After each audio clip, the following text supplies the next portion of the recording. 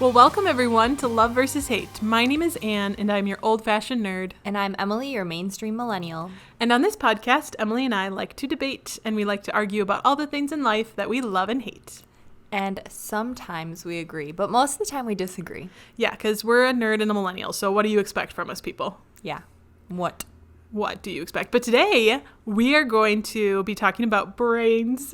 We love our random topics. Like, we literally just pull it out of our brain, and then we just talk about it. That was me slapping my knee. But before we get to that, I just have something that I need to talk about. So on Google today, it's November 19th, the day that we're recording this. And today on Google, you know how sometimes they have themes? Mm-hmm. Yeah, they have on the what Google they call homepage? Google Doodles. Whatever. And of course I know, and Emily's just like, yeah, I don't even care. Well, this stupid doodle, it wasn't even a doodle or like a drawing. It was a leaf falling from the top of your screen to the bottom of your screen. And I literally thought that there was a spider crawling on my screen, like not once, not twice, but like 19 times. I don't know. I don't know why I had to go to Google so many times today, but I did, and every single time the leaf fell, and I was like, yeah! And literally we were opening up our computers today, and Emily, I just hear her go, that dang leaf! I'm sorry that you had such problems. You should complain to Google. Maybe they would do something. Yeah, maybe. I mean, it's affecting my brain and my work. It's an optical illusion. Yeah. That's what I love about our brains. Our brains trick us into thinking things. It's true. It's 100% true. Do you believe in magic? In a young girl's heart. Do you believe in magic? Yes. You do? Okay, explain. I don't know. I just believe it. So, like, when a magician does something, you, like, believe that that's magic? No. Oh. Well, okay. Here's what I believe. Okay. I believe in hypnotists. Oh. Is that magic? I feel like it is. See, that's the thing. It's all about how your brain works. Like, because that's the thing about magic. Like, magic isn't actual magic. It's just illusionary. It's just a trick of the hand. It's just a trick of the hand. It's a sleight of hand. It's the trick of the eye. Because I fall for it every time. I'm so gullible when it comes to magic tricks. Every time I'm like, oh, how'd you do that? Like, in my head, I'm like, I know that there's a trick to this, and I know it's not real, but my brain is like wired to just fall for it every time. True. But yeah, like hypnotists, like it's all how your brain like perceives, like they can lull you into this state of mind to like, I don't know. I don't understand how it works. I've never understood it. Yeah, I don't know either, but I am fascinated by watching videos and like TikToks of hypnotists. It's just hilarious to me what they can get people to do. Yeah, and it's all just on like suggestion. Yeah. Like, it's all suggestive. And I just, like, and I have heard, I firmly believe that I cannot be hypnotized. Why? Because I've heard that if you, like, because I don't like the idea of being hypnotized. It's, like, freaks me out. So, like, just even thinking about it, I, like, my brain, I think, is already starting to combat it. So I don't think it would actually work on me. Yeah, but I've seen a lot of people who get up on stage and are like, you're not going to hypnotize me. I don't believe in hypnotism. And then they get hypnotized and they do whatever the person says. That's crazy. See, I mean, I don't know. I just don't think it would work. I think it would work on you, Anne. I think it would be really funny. I think we should probably make this happen, people. My favorite thing is when I saw this video and it was this guy, this really big guy, and he got hypnotized. And the hypnotist is like, okay, when I snap my finger, you're going to try and lift up this chair, and you're not going to be able to lift it up because it's the heaviest thing on earth. And it was just like a folding chair, like one of the lightest chairs that you could possibly have. And he was like, oh, and he even like fell because he was trying so hard. I'm like, how does that happen? I don't know. I don't understand. But it's amazing. I love watching it. I've never been hypnotized. I'm scared to be hypnotized because I feel like it would work, and I'm afraid of what they would do. Yeah, I think it would definitely work on you. Yeah, it'd have Wow. to be. I'm sorry. I mean, you're already forgetful. I feel like True. I'm gonna be like, what happened? Yeah, you're just gonna be like, hey, what? What if they hypnotize me to remember everything? Oh my gosh, I would pay money to like just Whoa. listen to you like all of a sudden just start spewing your memory back out. I don't know if I would want that. I'm kind of glad I don't remember things. Yeah. So yeah, listeners, have you ever been hypnotized? Because if you have, I'm curious to know how your experience was. Yeah, I want to know what it was like. Yeah. Did you know you were being hypnotized? Were you like present, or do you not remember anything that happened while you were hypnotized? Yeah, let us know. And again, like it just blows my mind how our brains are like, think about it. This is where I get like all tripped up. Like my brain can think about itself. You know, like my brain is thinking about itself. Right? I'm getting a headache just trying to think about it. Isn't that crazy? Like if you did that to a computer, like it'd probably like short circuit. A computer can't think about itself. Why not? Doesn't a computer... You can literally go, press the start button, hit my computer, and then it'll pull up all the data. Well, yeah, but it's not like you are still controlling it and telling it what to do. Like it's not thinking about its own brain. True. It just sits there until you do something to it. Yeah, but like my brain can think about itself. I don't know. I find it fascinating. Okay, what about optical illusions? Again, I fall for it like every time. I don't know if you had this in school, but in health class for some reason, we had like a section where we had to look at optical illusions and see if we could see both images in it. I was literally the worst one in the class. Like there was a specific one, I can't remember which one it was, where they're like, do you see this and see that? And everyone was like, uh-huh. And I was like, I don't see the horse or whatever you guys are seeing. I only see this. And they're like, okay. They're showing me. They're like, okay, here's the tail. Here's the head. And I'm like, I still don't see it. And after 5 minutes, I was like, oh, I see it now. Even though I didn't. I was just like, I'm embarrassed. Nobody else can understand that I don't see it. But That's hilarious. I would do that too. I would just lie to conform, to just, let's move on past this. I'm over it. Okay, yes, I see it. Thank you. Wow, look at that horse. And really, in reality, the whole time it was like a beaver and everyone was like, okay, yeah, she doesn't see it. Yeah, I find those absolutely fascinating. I really like to look at them and just, I don't know, it's just interesting to me.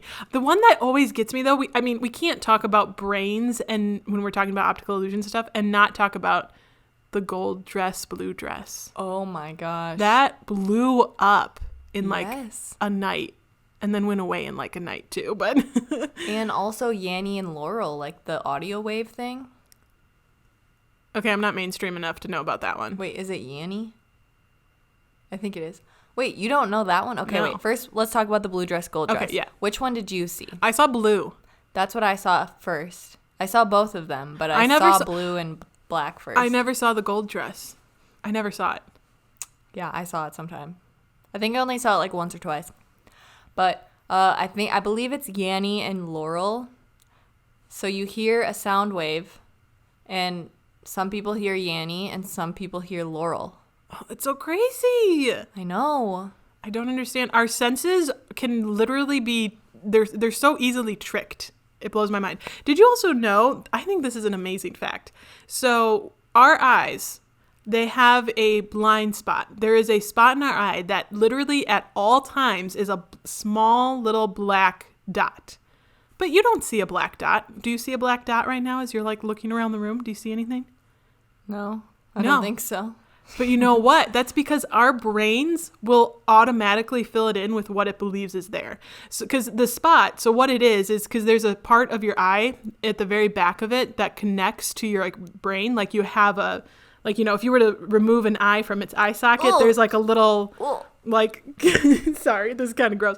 There's like that tube though, you know, right? Like it's not just alone. Like there's a part of it that connects to the brain. Yeah. Yeah. Well, in that spot, like that's just a black spot, but your brain automatically fills it in, so you don't just see a black spot all the time. There's a way you can Google, if you just Google like how to find my blind spot, there's like, you can take like an index card and make like a little black dot. I've done it before. It's crazy. And you can like, you basically just slowly move it across your face and like across your eyes. And all of a sudden you'll find your spot where like the black dot will disappear because your brain will fill it in as white. It's super crazy. Also, you know those that one optical illusion where it's like you look at a black dot and you move it closer and further away from your face, and then you like close your eyes and then you see Jesus? No. There's something like that where like you just look at like a black dot, and if you look at it long enough and like move it a certain way, and then you close your eyes, you see a figure that looks like Jesus. I've never heard that one. I've heard of the one where you have to like stare at a dot and then it's like a spiral and the spiral will move. No. Yeah, I've done that too. What about like magic eyes where there's like a hidden image in all of the I can't read those. I can't either. Oh my gosh, we had a coworker that could read those. I'm pretty sure she was making it up. I don't think every she single was. one, no, even the hard ones, she was like, it says fart or whatever. She just like said a random word, and I'm like, are you sure? I feel like it doesn't say that, but I also can't see anything. Yeah, and she would like point out like, oh, it's a frog. And I'm like, what? And she's like, yeah, like, and she would like draw it out, and I'm like, I got nothing. Totally just be saying that because we can't see anything. She could have. Yeah, no, I cannot see those. I don't know. I think it's funny that you automatically default to, you're lying. You're just saying that because that's what you did. Because, yeah. I'd be like, oh, yeah, it's definitely a rainbow right there. That's a rainbow. Yep. Oh, there's a horse. Horse is like always a default. Yep. Like I feel like horse is across the board in like all of them at some point. Mm-hmm. Recently, I've made a discovery about books that I like to read and that are harder for me to digest. Mm-hmm. And I think that it takes me longer, or I am just like, I don't comprehend it very well when it's in the third person. But when it's in first person, I can get through it more. I can understand it better. I can relate better to the characters in the book. Yeah. What do you think that's a brain thing? Like, is that your brain just wants to like feel the person's inner thoughts and how they're feeling rather than just describing it in a third person way? I don't know. Maybe it's just like, it could also just be the author. It could just be their problem. Naturally. It kind of, this is the other thing that's crazy about brains. Like, everybody's brain is so unique in the way that they think. It varies so much. So for you, like, is it the way your brain is wired, or is it just a personal preference? Or are your personal preferences like part of your brain? Like, I don't know. Your brain controls everything. So it really does. You know what? I think that, okay, Anne and I recently took an Enneagram test, and we are both very empathetic because we're 9s. So I think that might have something to do with it. I'm like more empathetic, and I care about like how people are feeling and thinking more so than like facts and descriptions about things. Yeah. I don't know. That's the only thing that I can think of. Could be. And speaking of personalities in the Enneagram, listeners, if you have not taken the Enneagram and you have taken if you've taken like the Myers-Briggs and like other personality tests, I highly recommend the Enneagram. It's very helpful actually, because it kind of points out like some of your flaws as well, and like why you tend to lean this way or react this way. And so it was at least for me, it was definitely very helpful. So we'll put a link to the test, and you can learn what number you are, and then you can learn what other people's numbers are, and then you can just like spend the rest of your life just obsessed over the Enneagram. Yes. We're both 9s, which is the peacemakers. Yeah. So we just hate confrontation, and we just want to do don't what like you want to making do. decisions. And we forget things. Well, Emily does. And we just want to do whatever you want to do. Yeah.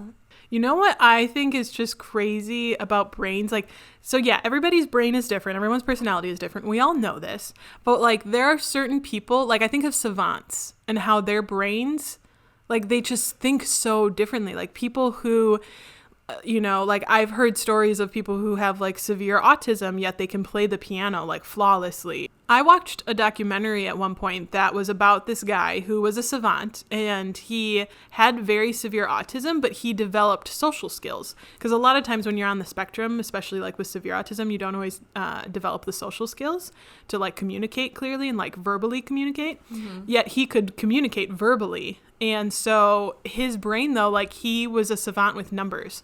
Like he could recite pi just from memory. 3.141592756789101111213. Okay. But yeah, he could go, like, he literally, I'll get to it. And he would also like he could just do math, like, no, like, it was just a flick of a wrist. Like, he was a human calculator. Look at that is. Sorry. I don't know what that was. What is that? It's like a song or something. It's just funny. Okay, Anyway, so it was so interesting to hear him. Oh my gosh. Okay. Another thing about brains, I think it's hilarious how we have pet peeves and how, like, our brains can literally switch in a moment. Like, literally, I just saw the microwave. Someone left 1 second on the microwave. Who does that? That drives my brain crazy. Same. Why would someone do that? Same. Anyway, I'm going back to my savant story. So this guy could add numbers, and because he was verbal, he could communicate what was going on in his brain. And the way he described it is he described numbers as like shapes. He was like, 1 is very tall, 6 likes to hide, and 6 can be hard to see. 2 is very dark. Like, he described them like very visually. It's not a shape, Anne. Well, okay, they were visual, whatever. But he would describe, like, when you would ask him, like, okay, well, what's 42 plus 256? He'd be like, a very large box random. Well, no, he would describe how he would see the two shapes, like, merge together. Yeah, merge together into one and say the number. Ooh. It was crazy. Isn't that cool? But it's so cool. And that's just like how his brain worked. I want to do that. Yeah. And it was interesting because they put, like, one guy didn't believe he could do this. He was like, nah, this guy, like, especially with pi, like, because this guy would describe pi as his favorite number. That was his favorite number because to him, it looked like this beautiful landscape. Like, he would see mountains and stuff, and it was this landscape. And that's how he knew all the numbers, because 1s are tall, 2s or 2s are darker, you know, however he sees them. And so to test him, they put some kind of sensory, like, on his brain, and he would they had pi, like, displayed across the screen, but they would change certain things. So they would change, like, a 6 to a 9, or they would leave a 2, or, you know, just move on to the next number. Like, they would change it very subtly, and every single time there was a change, his brain would spike. Ooh. Like, activity. So obviously he's the real deal. Exactly. And they asked him, like, oh, like, what was it like? And he said, you know, it was really weird. Like, a mountain, like, this tree was missing that's normally there. Or, like, I saw, like, this figure that shouldn't be there. Like, it's normally not there. And, like, he described it. It was just, like, fascinating to me. Like, how does his brain do that? Isn't that incredible? Yeah. Brains are amazing. Also, like, you can train your brain to do things. Like, which guy is it? Is it Pavlov? Oh, Pavlov's dog? Yeah. The with classically conditioning. Yes. Like, you can classically condition your brain. Yes, to have certain responses to stimuli. That's crazy. I literally did that to my roommate. You did? Oh my gosh, what'd you do? Tell me. Okay.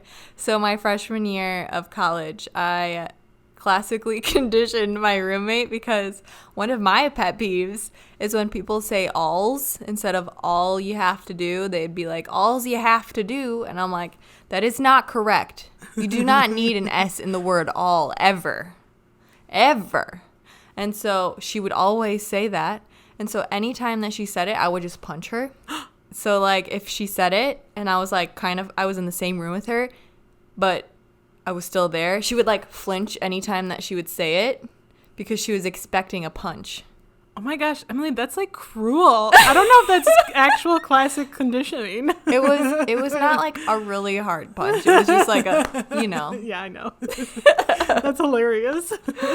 Yeah. Yeah, I don't like when people say, I seen that. Oh, I seen that. I seen it. No, you saw.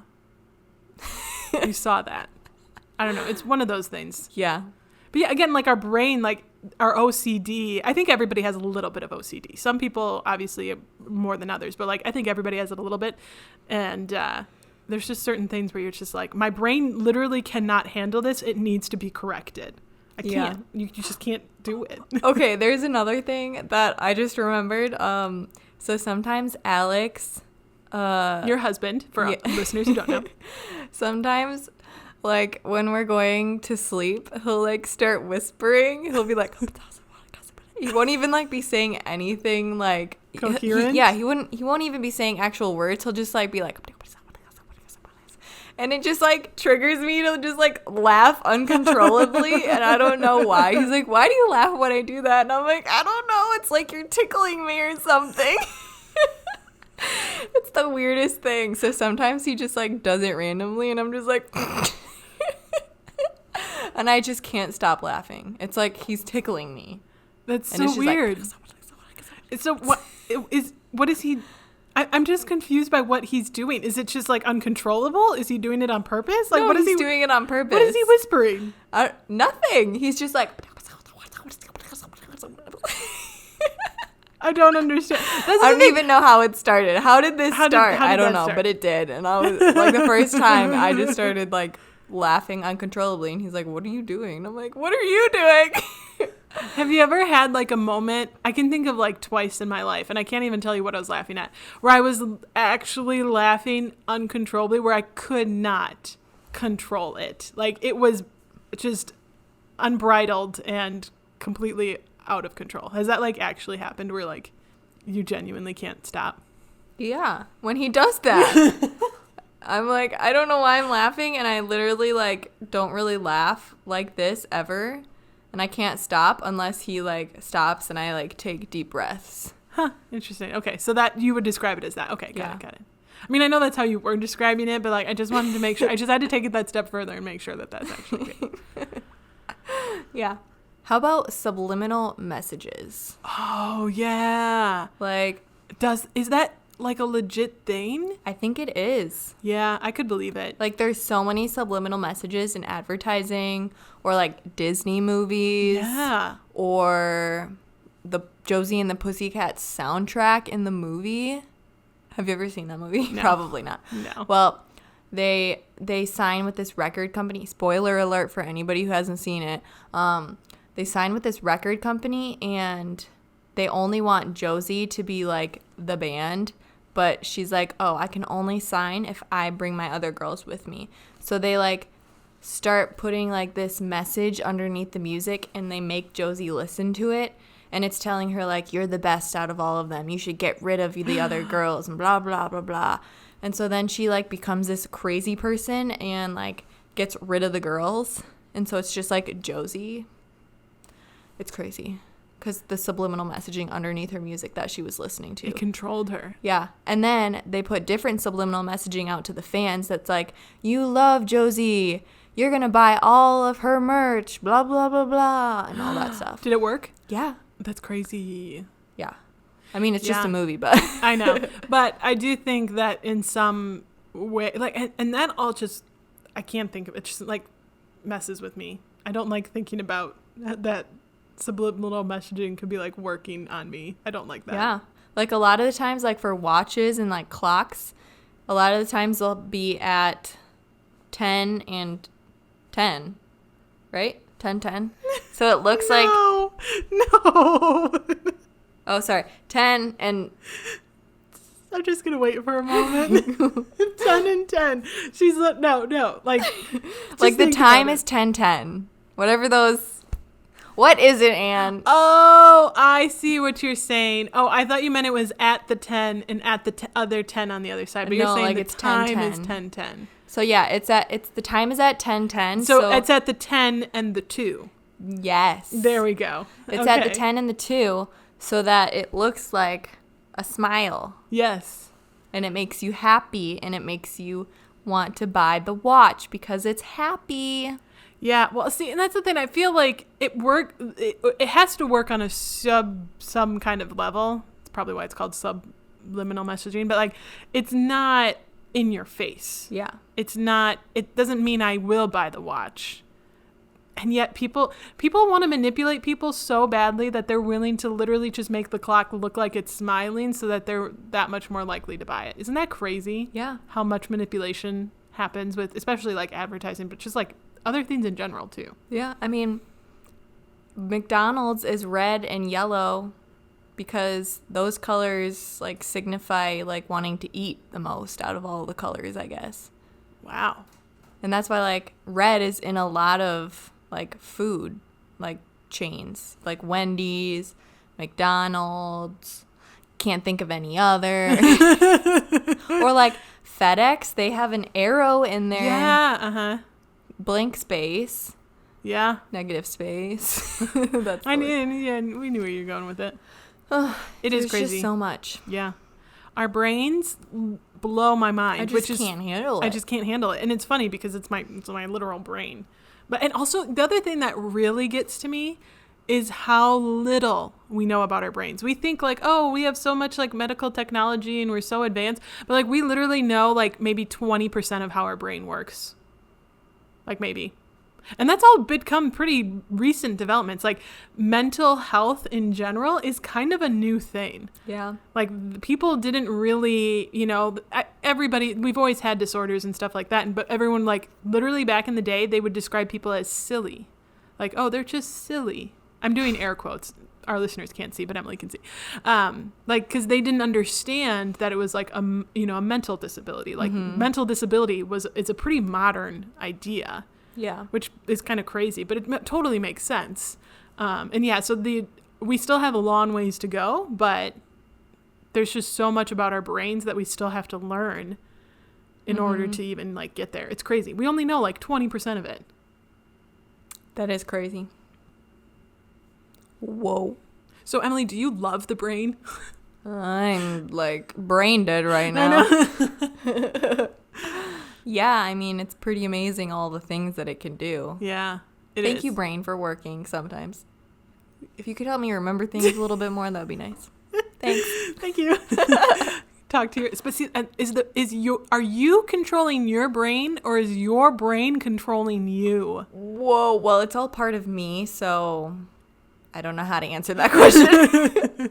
Well, listeners, if you know how to answer that question, you should let us know. You can reach us on Facebook, Twitter, Instagram. You could also email us at lovevshatepodcast@gmail.com and let us know. Do you love your brain? Is your brain controlling you or are you controlling your brain? Because I don't know. Yeah. And what did we miss from this episode? Like, are we missing something major for the brain episode? If we are, then maybe we need to talk about the brain again. Please send us a magic eye or like an optical illusion and see if we can see it. Yeah, because I bet you we can. We're going to put some on our Instagram story. For sure. And also, if you have any pet peeves, like let us know. Basically, you guys just tell us your whole personality. Take the Enneagram. Yeah, let us know your number. That's my life lesson is take the Enneagram so that you can learn more about you and others around you. Yeah. Because it's very helpful to know what other people are because then it may explain why they do certain things or react a certain way. You're like, oh, it's because they're an 8. Yeah, and it really does help. At least it's helped Emily and I. Now we understand why we're so alike, even though our interests are polar opposites. Oh, yeah. So my life lesson. I kind of stole what you said. You kind of did, thanks, but it's fine. My life lesson is to not overthink it. There comes a time when you just gotta let everything go and just accept life the way it is. There's certain things that are out of your control. And if you try too hard to control everything, you're gonna just miss out on what life has to offer. So let certain things go, understand what is in your control and what is not, and what isn't, let it go.